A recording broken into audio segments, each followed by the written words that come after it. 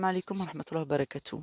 J'ai envie de vous dire, la vraie difficulté, c'est qu'on est obligé, nous, euh, d'essayer d'être fort dans notre religion, dans notre foi, dans notre pratique, tout en étant entouré et baignant dans un environnement dans lequel la spiritualité n'est pas du tout valorisée, pas du tout mise en valeur quand il s'agit de la vraie religion d'Allah.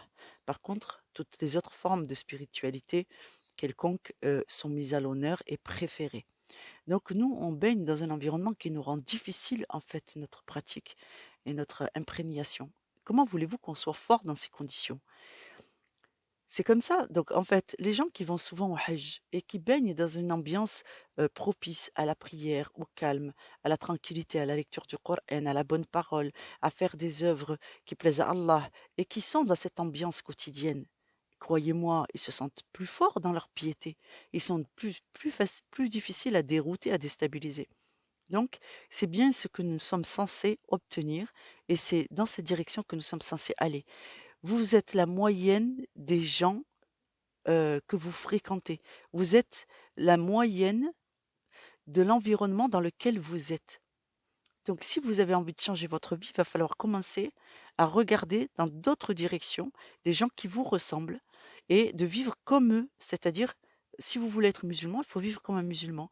Si vous voulez vous améliorer dans la pratique de l'islam, il va falloir lire le Coran, écouter le Coran, parler avec des musulmans, remettre Allah dans vos discussions, remettre la baraka dans vos discussions, changer votre bonjour par salam alaikum.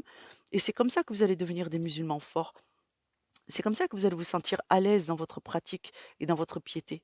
C'est pas en continuant à faire comme ceux qui ne sont pas croyants dans le quotidien. Donc c'est le quotidien qui va faire de vous, qui va faire le socle de votre vie. Donc c'est sur ce quotidien qu'il va falloir travailler.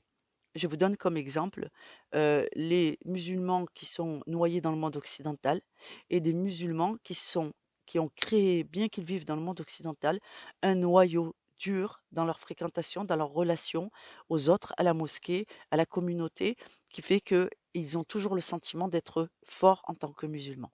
Voilà, donc n'oubliez pas ces deux images et décidez ce que vous voulez être. Ne perdez pas de vue les croyants qui prient. Salam alaikum wa rahmatullahi wa barakatuh.